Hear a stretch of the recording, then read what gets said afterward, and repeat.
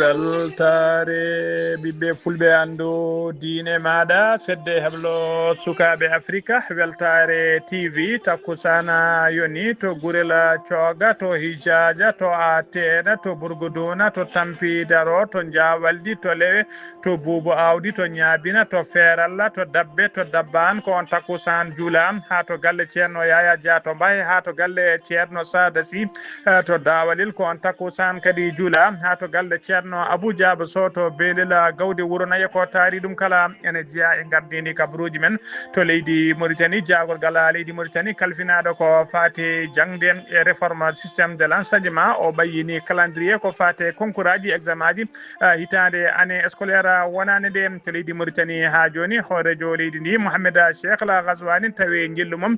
toon to duwa lamorgo leydi Qatar to leydi Sénégal jagorgal leydi Sénégal kalfinaɗo ko fate énergie min o holliri tigui ɗo e balɗe 15 ma ko fate cogguji kuɓɓam kala guila ndiyalam kuɓɓam ha électricité kala ma uste hano hannirtani to leydi Mali Bamako lamorgo leydi ndi ne tawe keɓugal banggal no fewi jaɓɓade sommet tawi ko kololaɗi ɗe ɓowl woni deuxiéme sommet catala bitegal alliance des états du Sahel to leydi Burkina Faso ko yimɓe jeetato tawi ko nangganoɓe wonnoɓe juuɗe laamu gollortonoɓe e ONG biteɗo INSO ko kañumen goppita e nder ɓen jeetata goppitaɓe hen tata ko Europe naɓe to leydi Afrique du Sud to ko sagataɓe joguitiɓe kayit pétalaji men kañumen jani e nokku gollorgal ɓe ayni kuure e condi ko famdi kala yimɓe sappo mbasi hen pittali men kabaruji men jolam jaɓeri ma kedde Afrique ma jaɓo Alassane Oumar Mbodj jolam jaɓeri jayten ko ha to Indonésie to Afghanistan to leydi Ukraine ha kurum e Russie bisimilla mon e ketki hotodirte joni joni pren pacciren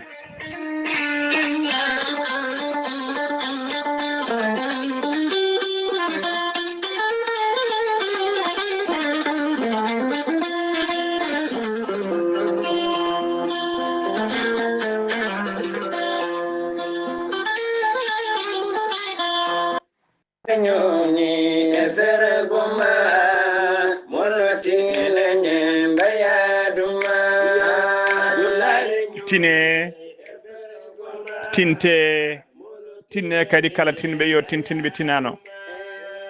so nani deɗeɗo daade almuɓe belɗe sikkela ko ziyara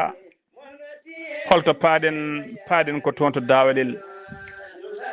dawalel noon taw ko dayira fedde yiɗɓe ceerno Sada Sy ko nden fedde tigui yiiɗi yuɓɓinde kala noɓe kewade kala hitande tawi kadi ko hikka waɗi kolol 15 walla woni 11e édition ziyara moɓe kewi yuɓɓinande khalifa diine wuuro ngo on woni ceerno Sada Sy khalifa diine wuuro ngo almami wuuro ngo tawi kadi ko joguiɗo duɗal Qur'an e sharia kala e nder wuuro ngo ceerno Sada Sy ko conférencier international gandaɗo e nder jokli nayya leydi Mauritanie kala ha e nder leydi Sénégal ziyara o noon waɗata koye dow gardogol ceerno Ibrahima Ba khalifa diine mo hoore fonde tawi kadi koye yeeso teddugal ceerno Amadou Tijani Alpha Mamadou Siley Ba khalifa diine mo ka haydi e yeeso teddugal kadi ceerno Ahmadou Hammadi Diop ɓurɗo lidde ceerno Kodda khalifa diine mo Mbagne tambi juɓɓudi ziyara o noon guila e fuɗɗode mum ha e wortode mum ko ceerno Ousmane Ba mo hoore fonde dendagal dawalel naɓe dendagal guure taariɗe dawalel dendagal guure koddiɗe dawalel ɓe Mauritanie ɓe Sénégal dendagal jokli nayyi leydi Mauritanie kala dendagal almudagal dendagal ɓesgu leydi Sénégal leydi Mali Guinée Bissau e Guinée Conakry dendagal bandiraɓe kala enen bisma e oɗon ziyara o noon juɓɓudi mum ko ni lewi hitande hikka nde ziyara o ko ñande 31 lewru décembre woni lewru bowte gonɗen ɗo ñande 31 mayru on ñalawma noon ko jaɓɓade hoɓɓe bismade ɗumen on jamma 31 décembre so tawi kiraɗe ɗe kirtama almuɓe ɓe mbaala e jime tawi ko jime mawlidun nabi sallllahu alayhi wa sallam ha salatu o ere so tawi finama ñande goo lewru janvier hitande ujunnaji 2026 ko ñande hen tigui golle ɗe pulloto golle ziyara o tawi fuɗorto ko silkeje Qouranul Karim e adaduji e duwawuji e dendagal jewte tawi ko jewte ɓeydoje ko fate diine islam ko fate jokkere en ɗam e ko fate koddigal moƴƴal dendagal ummal islam kala noon ene bisma khalifa woni bismi ɗum khalifa o kadi ne bismi jayde weltare ɓiɓɓe fulɓe andu diine maɗa tawi koye gardugol Sar Abdoulaye Sarr ɗum noon dendagal almudagal dendagal sernaɓe onon fof ɗon bisma toon to Dawalel ñande 31 lewru décembre gonɗen ɗu e ñande 1 lewru janvier yettini ɗo bataki onon ko Mamoudou Dia ɓurɗo lollide guiɗa Dia gorko mo likseba gorgol tawi kadi ko sehil mum khalifa diine wuuro ngo hono ceerno Sada Sy o andi o tigi o jafana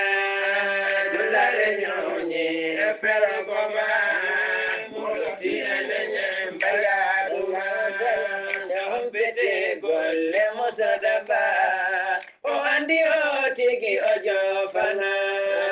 dullare ñoñi e fero goma moloti enenye mbagaduma ay umma abadan sedima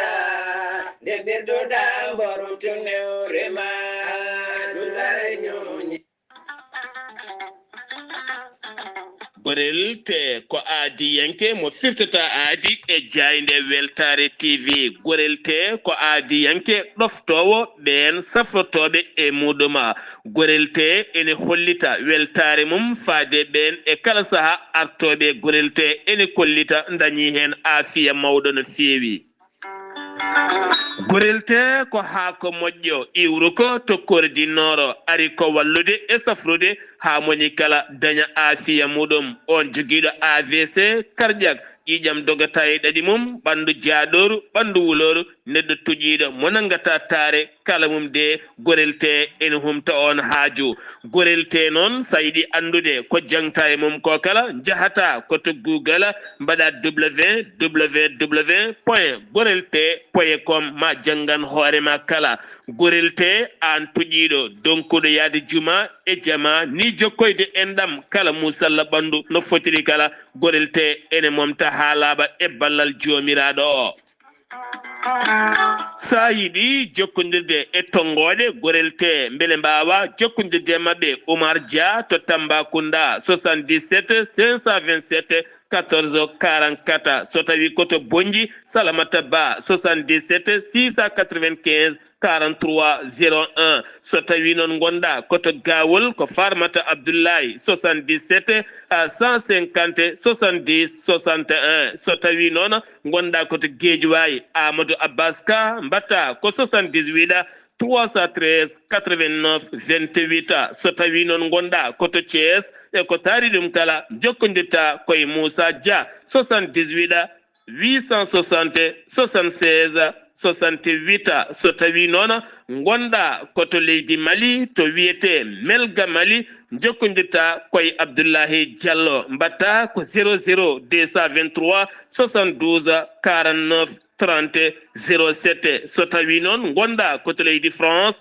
jokkodirta koye Haruna Ngayda 06 50 99 64 43 so tawi koto États-Unis de Amérique gonɗa jokkodirta koye Abousso Kawral Fouta Business plus 1 34 77 01 56 77 musidɓe tedduɓe gorelte kawisɓolo e muɗuma aadi biɗa aadi salade aadi ɓuri firtoraade salade aadi ɓuri firtude aadi ceerno Amadou Tidiane Diallo gorko mo melga wuuro jinneje wi ko firtata aadi mo adunire hettiyankoɓe jayde weltare ɓiɓɓe fulɓe andu diine maɗa weltare TV ceerno Amadou Tidiane Diallo gorko mo melga wuuro jinneji ko wittiyanke leɗɗe ko safriyanke safruji fina tawa jaadinde ɓalwale darwal kala gandu binde laaɓaɗo leɗɗe ceerno Amadou Tidiane Diallo Allah luɓirimo gandal omo safra rafiji kewɗi ɗe jiiɗa ciiron gorko mo melga wuuro jinnejo so tawi oɗon maldana ko nder balɗe tati dendagal rafi mbawɗa wondude kala a yitoto hoorema hano hannirta ni ceerno Amadou Tidiane Diallo ne yawraɓe wonduɓe koyɗe musoje keeceje musoje ɓalli ƴakkoji ɓalli ɓuutoji ceerno Amadou Tidiane Diallo ne yawran ɓe rewɓe usraɓe ndewago rewɓe ronkoɓe sowade dartoraɓe kala ceerno Amadou Tidiane Diallo ne yawran ɓe wonduɓe kista fibrom dogam sitta e wonduɓe gorko seyɗani kala ceerno Amadou Tidiane Diallo gorko mo melga wuuro jinneji yawna ɓen worɓe fiɗaɓe wonduɓe prostate ustaraɓe gorago e yawɓe yitade koye mumen kala ceerno Amadou Tidiane Diallo ko labɗo reedu kommalaɗo woni dendagal prostate ma no fotirno so tawi a jokkodire ceerno Amadou Tidiane Diallo joni docteur eɓe ma nodduma nanduma an kam holo safara ƴettuɗa gorko mo melga wuuro jinneji ko labɗo reedu ko malaɗo woni ceerno Amadou Tidiane Diallo dendagal leydi mbawɗa wonde dendagal continent mbawɗa wonde so tawi on pamodiri safruji ma guettoma hano hannirta ni gorko mo melga wuuro jinneji ne tawe to Paris lamogo leydi France a yiiɗi jokkodirde e makko mbatta ko 00 336 04 04 66 27 so tawi kadi ko on ko numéro makko appel kadi ko numéro WhatsApp gorko mo melga wuuro jinneji base makko ne tawe to Dakar en tawi ɗon miñi kono wiye Abdoulaye Diallo numéro mbatta ko 77 714 94 15 gorko mo melga wuuro jinneji gam hoybitande tawateɓe lappol palol dande ma ɓe Mauritanie Sénégal omo jogui base makko to Rosso ha to Daganam enen tawi ɗon sehil makko ɓi nene makko no wiye ceerno Amadou Dia gorko mo leeraɓe numéro mbatta ko 77 537 79 28 ceerno Amadou Tidiane Diallo base makko ne tawi to Nouakchott tawi ɗon ɓiyi ko numéro mbatta ko 46 94 21 91 ceerno Amadou Tidiane Diallo ko labɗo reedu ko malaɗo wune ko newiɗo sanne sanne mbadden dando faade makko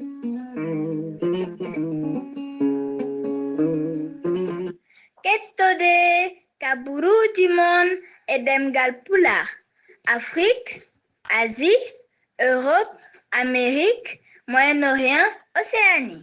jam ñalle mon musidɓe tedduɓe eɗen gone hoore bira woni asetta jeegom lewru bowte hitande ujunnaji ɗiɗi e nogas e joyi habaruji mon e ɗemgal pular e sowto he ko musidɗo mon sehil mon haali Abouba to karallagal ha mbawon yiiden to banggue natte e ɓosoje ko meññi men sehil men Saydou Abouba ko adi habaruji men noona hono ceerno men khalifa dina ceerno jinnaɗo men ceerno Amadou Tidiane Alpha Mamma Siley Ba to kay hayɗi omo facca sunare makko e dendagal ummal islam kala ha tengti noon e haynaɓe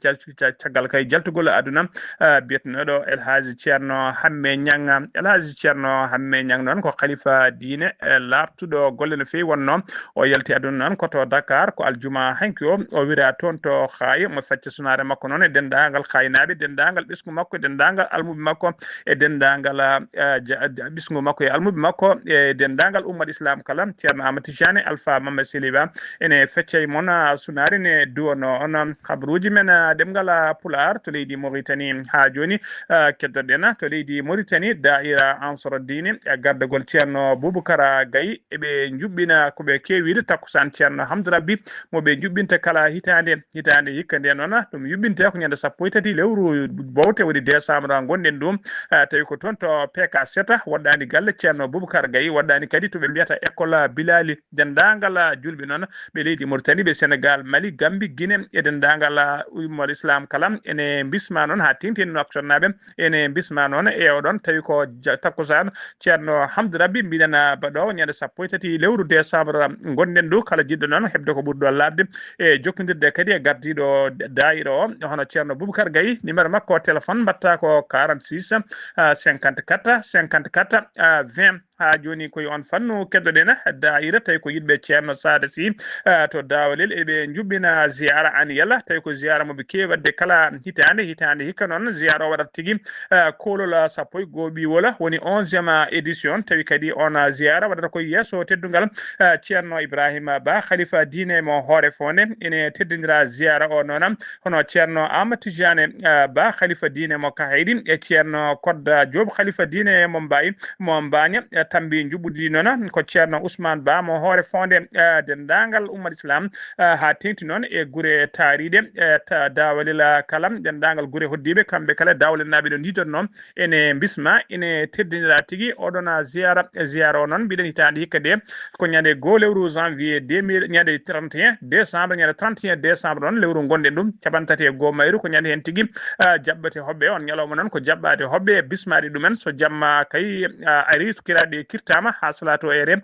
ko mawluduna nabiyu tawi ko almuɓe tamboto jamba o ha weta ñande 2 lewru janvier 2026 noon on ñalawma kay woni ziyara officiel o tigui on ñalawma noon ko silkeji alquran al karim wondude addaduji e duwawuji tigui e jewte tawi koko fati diine islam ko fati jokkere en ɗam ko fati kadi ruttinde yimɓe e kulol Allah dendagal ummal islam kala khalifa diine on bismi ɗum tawi kadi ɓe bismi hen jayde weltare ɓiɓɓe fulɓe andu diine maɗa e gardol gola ceerno Abdoulaye Saram ɓe bismiyan kadi fedde heblo sukaɓe Afrique e gardugol ceerno Habous Diallo yettini ɗo noon ɓataki o ko musidɗo men hono Guida Dia gorko mo likseba gorgol ha joni ko ɗon fannu keddoɗen jeunesse tabital pulago Mauritanie e gardugol Hamme Sall ene jubbina kay jamma tawi ko jamma pinala jamma sensibilisation on jamma noon ko ñande tati lewru janvier 2026 to la case mo Nouakchott conférence jamma o noon ko musidɗo men sehil men Sar Abdoulaye Sar kañuma tammoto jamma o so tawi noon ko invité ji tawi ko minalonkoɓe invité aɓe noon ko hono on Abdoulaye Ndiaye ɓurɗo lodde Demba Babaɓe e diddal mum tifti e daari ko noon kadi e Yaya Ndiaye wela segene kañumen tigui jogui ko fati welnere jamma o ha no hannirta ni mbiɗen ɗum noon ko ñande tati lewru janvier dara tonduɗo ndo ha joni habruji men demgal Pulaar to leydi Mauritanie keddoɗen ha joni jagorgal leydi ndi kalfinade ko fate jangde e ko fate réforme du système de l'enseignement o ɓayini calendrier noon ko fate on calendrier noon koko fate examen ji e concours aji ɗaɓe ɗiɗi yuɓɓinede e nder leydi ndi tawi ko hitande année scolaire wonande nde so tawi noon ko concours aji de fin d' année d' étude primaire woni école aji tokosi ɗi tawi ko fate concours men on tawi ko primaire année 2026 onon ko teskama tigui waɗata ko ñande nogas e ɗiɗi lewru juin hitande ujunnaji ɗiɗi e nogas e jeegom so tawi ko brevet ɗum waɗata ko ñande nogas e nayyi lewru juin hitande ujunnaji ɗiɗi e nogas e jeegom so tawi noon ko kawguel baccalauréat hitande hikka nde waɗata ko ñande nogas e jeenayyi lewru juin hitande ujunnaji ɗiɗi e nogas e jeegom so tawi ko examen premier trimestre noon ko ñande nogas e ɗiɗi lewru décembre gonɗen ɗum examen deuxiéme trimestre waɗata ko ñande nogas e tati lewru mars 2026 so tawi ko examen troisiéme trimestre ɗum waɗata ko ñande sappo e joyi lewru juin hitande ujunnaji ɗiɗi e nogas e jeegom so tawi ko concours noon école aji ɗi mbiyata école d' excellence ɗin noon concours aji mum jubbinte ko ñande tati lewru août hitande ujunnaji ɗiɗi e nogas e jeegom ha joni ko gendi Mauritanie keddoɗen ambassadeur joɗaniɗo leydi Chine e nder leydi Mauritanie o waɗi tigui visite makko ñande alarba ɓennuɗo tati lewru jolal to Bogne biteɗo BCM woni banque centrale de Mauritanie tawi koye visite makko de courtoisie jaɓɓimo to noon to Bogne to banque to jaɓɓimomo to noon gouverneur banque ka hono biteɗo Mohamed Lamine Dehbi ɓe joddima noon ɓe jewtidi ko heewi no feewi koɓe jewtidi ko juuti kay ko fate jokkodiral moƴƴal e gollodiral moƴƴal hakkude leydi ɗiɗi woni hakkude leydi Mauritanie hakkude muɗum e leydi Chine ha tengti noon e fannuji financier e bancaire uji e commercial kala ha joni ko gendi Mauritanie keddoɗen wula meddu kañum woni jagogal kalfindagal ko fate culture des arts de communication et de relations avec le parlement ko kanko kadi woni joguiɗo konngol laamu woni porte parole du gouvernement o holliri ñande alarba tati lewru bowte gonɗen ɗum caggal kay jonde jagorɗo joɗinode ñande hen wonde kay hoorejo leydi Mohamed Cheikh La Ghazouani ina jogui kay ene ƴetti pellital manggal ene jogui pellital manggal ƴetti pellital mawgal no fewi kay haɓade kala ko wiyete kay kala haɓade kay kala fannu injustice e nder leydi he ha tengti noon e ndeɗo toɓɓere wulde jaw kay ɗo saaha joni ɓurde wawde haalede nder leydi he woni ko wiyete passif humanitaire o holliri noon on passif humanitaire noon herguin tigui hande gonka leydi ndi holliri koddigal herguini koddigal hakkude leƴƴi e nder leydi he holliri noon wonde yidde kay e fandare hoorejo leydi ndi ko horaji leydi ndi kay ko ñawdude e safrude kay ndeɗon uure ha wiya weŋa kanko wula meddu noon holliri kay wonde fodde kay joni duuɓi tati kay commission nana taƴa tawi on commission noon ala ko wonno darde mum so wona rewidade kay ƴettude peeje rewidade ko fati ono ɗon haali tigui nde ɗeɗon ñawande safrira o haali ɗum noon koye saaha kay kawniɗo saabu o haali ɗum koye saaha kay tawi ko hewɓe kay ɓen ɓe babiraɓe mumen mbarno walla ɓe worɓe mumen mbarno yuɓɓinnoɓe kay ñande nogas e jeetati lewru novembre tawi ko hollirde sunare mumen hollirde kay on ñalawma wonata ñalawma weltare saabu ko ñalawma mo jinnaɓe mumen mbarno ɓen noon hewɓe men taw ko ɓuuri hewde kadi ko rewɓe nana nangga ine coka e nder yoga e commissariat ji cuwata on woppitede koye nden ndina mbadi noon o tigui kanko wulla meddu o waɗi nde ɗon haalande ha joni habaruji men demgal Pulaar to leydi Mauritanie ha joni kottana mus o waɗi to Rosso ɗum ko ñande alkamisa ɓennuɗo o ko to ko gérant goto station carburant tawa tigi ene maayi ɓoggol e dande mum ene welta woni ko wiyete pendaison ne padi pandi ɗum noon tawi koto golora gal makko so station noon ene tawe to kilométre 7 rosso hewɓe noon kolliri wonde kaya hewɓe kolliri kaya hewɓe kolliri wonde kaya ko hewɓe kolliri kaya wonde teskama tigi nde o tawama o tawa kay o wondani wonki makko ko sanga 7 heures on ñalawma noon salatu muɗum teskama tigi o arino julde salatu tawa ko juma gonɗo sara station enquête noon udditama hen beelen ande so tawi ko bartiɗo walla so tawi ko baraɗo procureur noon yamirinde goski nawete to morgo hôpital mo Rosso beele autopsie ne wawa waɗede hen hano hannirta ni ha joni ko leydi Mauritanie keɗoɗen ñande 25 lewru novembre maydu ndu leydi France e leydi Mauritanie cifodirino sifande tawi ko ñamade nden ñamade noon ko 39 piccal 2 millions tawi ko halis euro on halis noon fati tigui ko yidde ɓeydude ko fati kuɓɓam woni électricité e nder leydi he sifande nde noon sifande ñamade nde noon sifodira ɗum ko biteɗo Abdallah wula Cheikh Sidia kañum woni ministre des affaires économiques et du développement mo gendi Mauritanie o sifodir ɗum ko biteɗo Nicolas Forcier o noon ko ministre délégué chargé du commerce extérieur mo leydi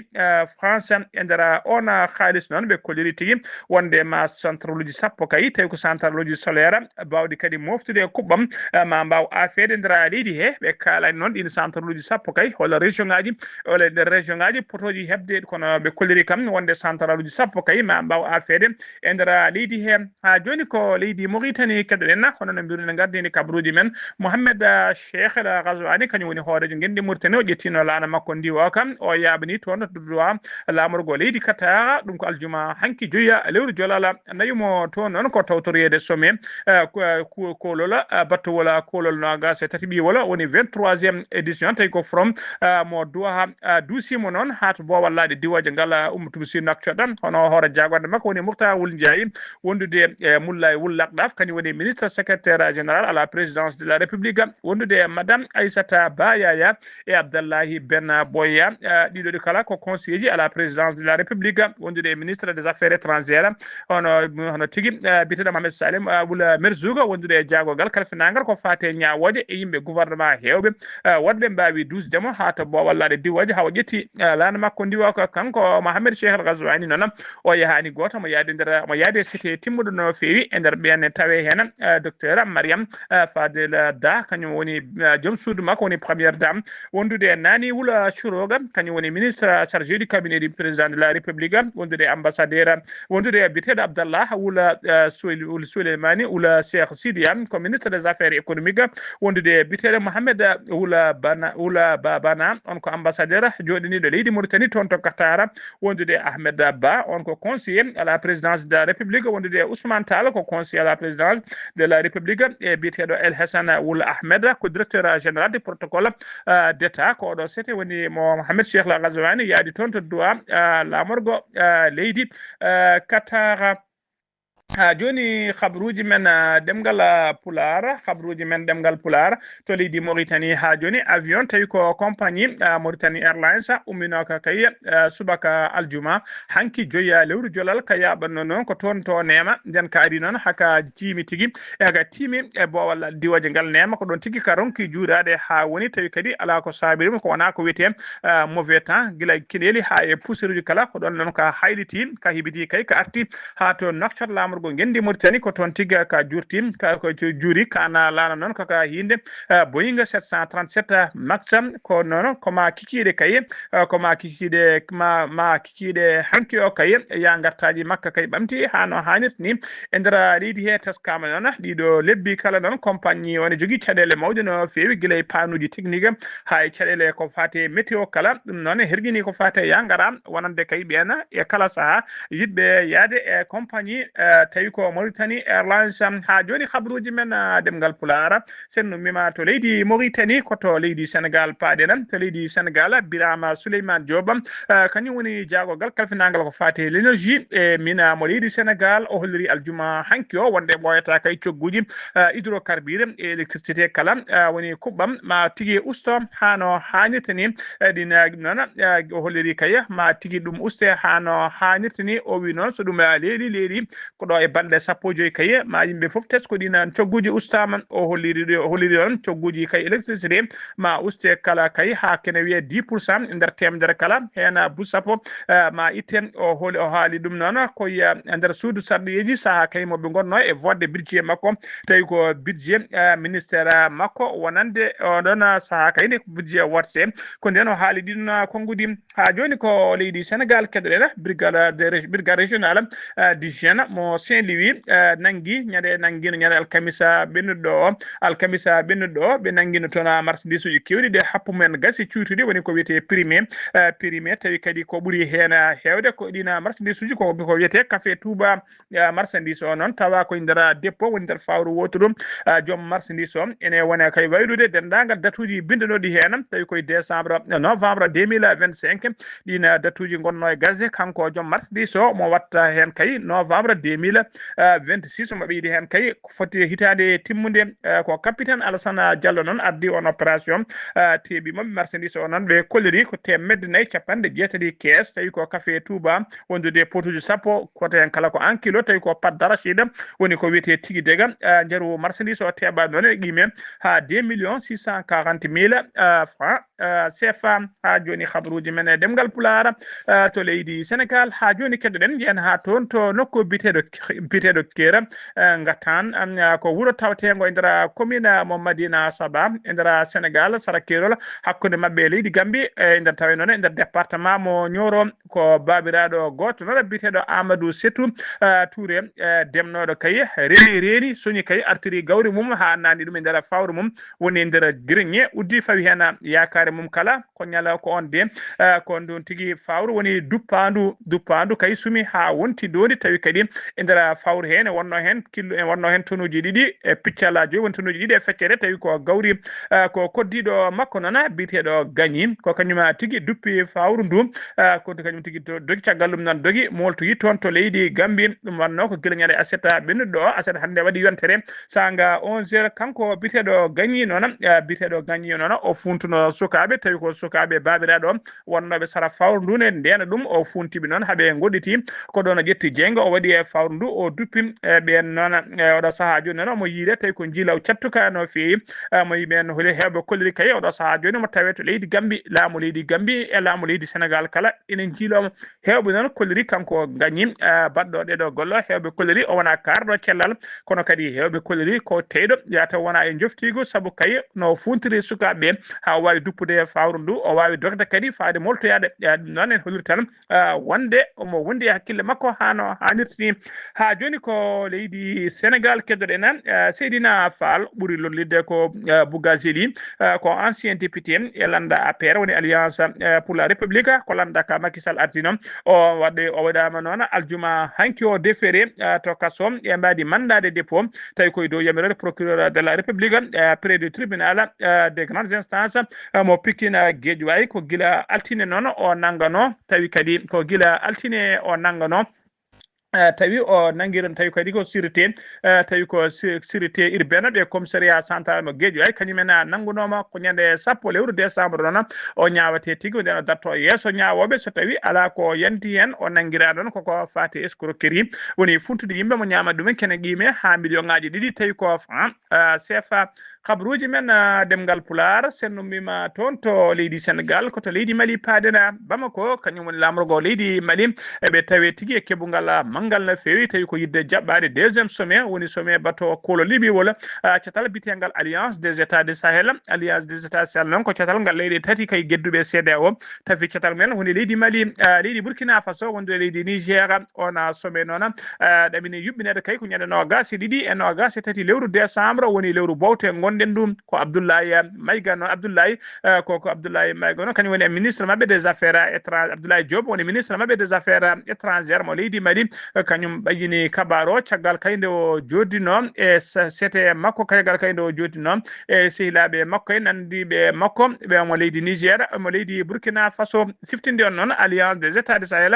tafa ko gila nyande ko gila lewru septembre hitande ujunnaaji didi e no gasi tati caggal kay de don leydi tati woni leydi Mali Burkina Faso e leydi Niger caggal kay de pelmino bafal CEDEAO be jalti ha laabi e ngal don ciatala premier sommet alliance des états du Sahel non jodino ko ton to nyame lamol go leydi Niger dum wanno ko en juillet 2024 odo deuxième sommet non jodoto ko to Bamako jabboto dum e ndara sommet kadi mabe tigi mabe tebbo kay ma tobbe kewde jewten ko fati sécurité ko fati développement e ko fati coopération économique et diplomatie kala e ndara odo deuxième sommet kadi ko ya ndar hen kadi ko toddete jogordo kay lomtade général Azimi Koita horejo leydi Mali tawi kadi ko kanyum ardi ngallo catal bitengal alliance des états du Sahel ko der jonde nde non be ciwuto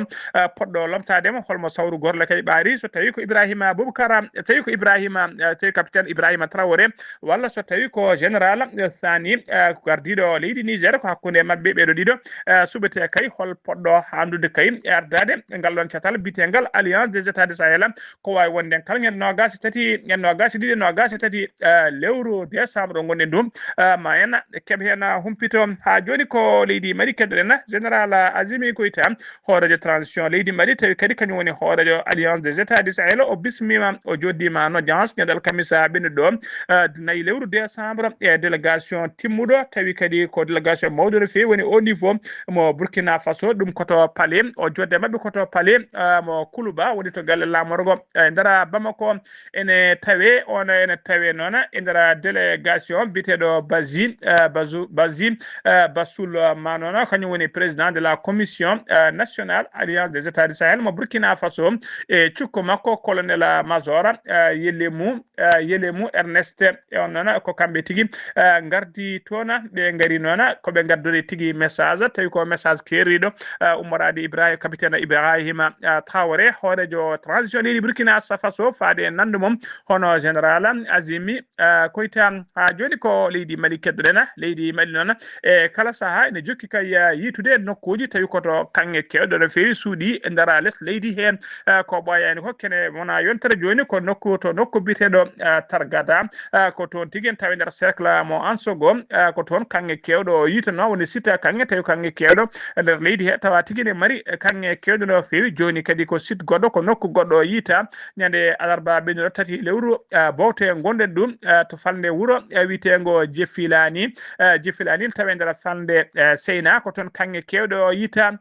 dila nden non gila hollira kay kange yitama toon ko corte yimbe kay jahanno toon ngam ƴewoyde kange boyani nona tigi laamu ngu ɓawi en délégation timmuɗo e gaddugol préfet mo cercle o mbawi yettade toon laamu ngu kadi wawi nelde toon dadiɓe hewɓe no fewi ɓe mbaɗi ko wiyete périmètre de sécurité hadde yimɓe yettade nokku o tawi ko yiltoɓe kange tawi rewani e lawol e oɗo saaha joni nana laamu ngu nana fawi hen juuɗe mum ha ko adi kay kene ƴettan ɗum peeje habruji men demgal Pulaar seno mima toon to leydi Mali koto Burkina Faso paaɗen to Burkina Faso noon ko yimɓe jeetato jeeyaɓe kay e ONG biteɗo INSO on ONG noon wonno golle mum koko fati sécurité humanitaire kañum nangganoɓe kay ene nangganoɓe kañumen goppita ɓen e nder ɓen jeetata woppitaɓe noon hen tata ko Europe naaɓe ɓen tata Europe naaɓe noon hen goto ko Français najo hen goto ko debbo tawi kadi ko franco sénégalaise goɗɗo batto tata bo ko cekka ɓe tumana noon ɓe nanguirno kay ɓe tumano ko wadde ko wiyete espionnage wonde ñukkidade kay laamu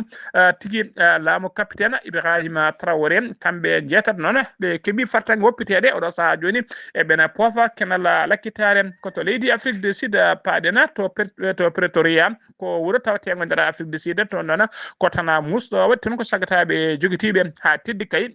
gari ñande tigui gari aset hande o jeegoma lewru bawte ɓe ƴetti petelaji mabɓe kay ɓe gona jorde kuure peccure condi e ɓen gollotoɓe nder gollorɗe mumen ko famdi kala yimɓe sappo mbasi hen pittali men e nder ɓen hen sappo mayɓe noon tawi hen cukalel gotel guel duuɓi tati ko sappo ko nogas joyo neddo noon kañumen tigui woni bomiɓe hen sappo maayi hen fodde sappo e nayo eɗo saaha joni nana antiri en tawi tigui e juuɗe safroɓe habruji men ɗemgal pular kedde afrique jabboɗen ko musidɗo men sehil men Alassane Oumar Mbodj gorko mo Sara Ndogo Alassane Oumar Mbodj a salminama a juurama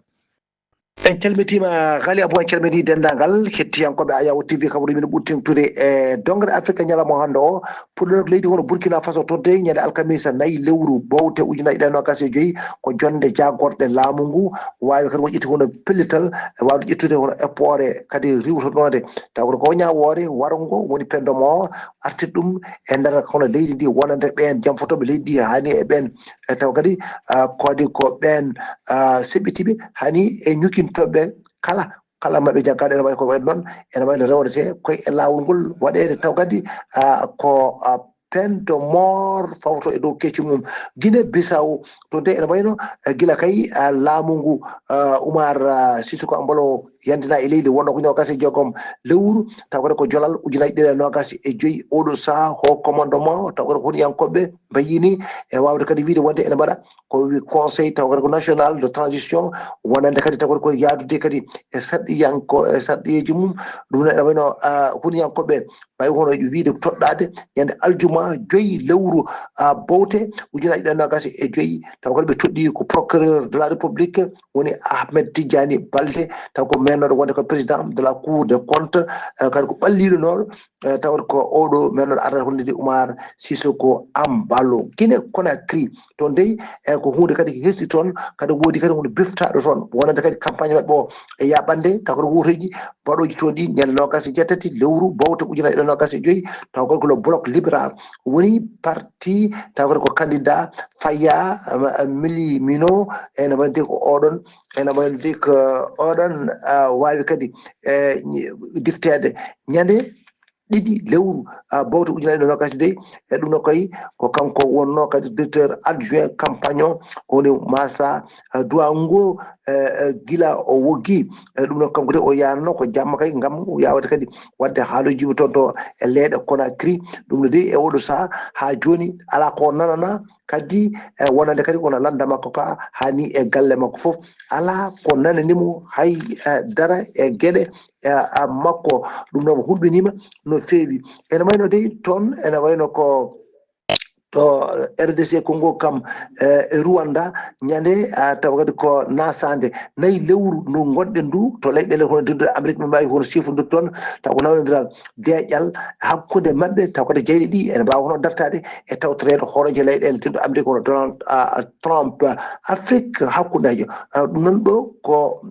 Faustin Archange Touadéra gardiɗo hono leydi ndi fodde duuɓi sappo e hewɓe noon kolliti noon ko leydi ndi e ɗum noon ene deeƴi e oɗo saaha kono kadi hewɓe noon ina jogui taw kadi ko caɗele ɗum noon guura toon to leydi ndi kono noon ene waɗi oɗo saaha noon haɓe poti noon suɓade